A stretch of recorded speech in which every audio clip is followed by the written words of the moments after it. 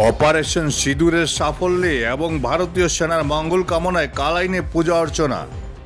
Operation সিঁদুরের সাফল্য এবং ভারতীয় সেনার মঙ্গল কামনায় কালাইনে পূজা অর্চনা।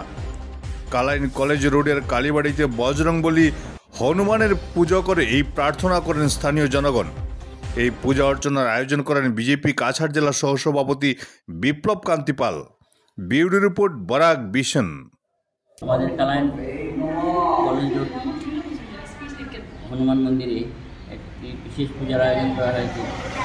এটার আয়োজনের মূল উদ্দেশ্য সংকটমোচন হনুমান মন্দিরে আজকে আমরা পূজার ব্যবস্থা করেছি। এই কারণেই গত 22 এপ্রিল পেহেলগামে যে নারকীয় একটি ঘটনা ঘটেছে, পাক মদতপুষ্ট জঙ্গিদের দ্বারা আমাদের 26 জন পর্যটক প্রাণ দিয়েছেন। তাদের আত্মার শান্তি পাওয়ার জন্য সবাই উদ্গ্রীব ছিলেন এবং মানুষের আকাঙ্ক্ষা ছিল এবং মানুষের উচ্ছ্বাস ছিল যে কবে সেনাবাহিনী এই আক্রমণ করবে এবং এটা উপযুক্ত জবাব নেবে।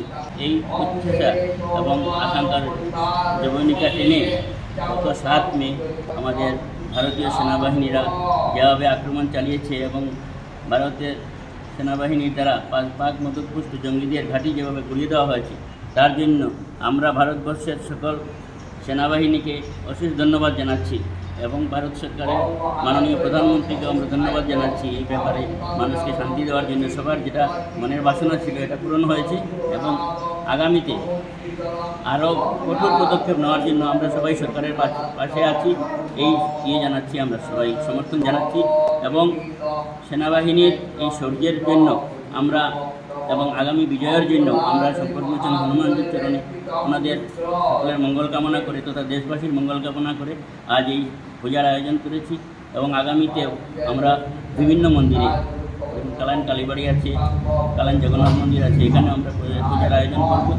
আশা রাখি সবাই এই পূজায় সামিল হবেন এবং সকলের মঙ্গল কামনার্থে সকলের নিকট প্রার্থনা জানাবেন। এই আশা রেখে সবাইকে ধন্যবাদ জানিয়ে আমাদের ভারতীয় সেনাবাহিনীর শৌর্যের প্রতি আমরা গর্বিত এবং আমাদের সরকারের প্রতি আমরা গর্বিত।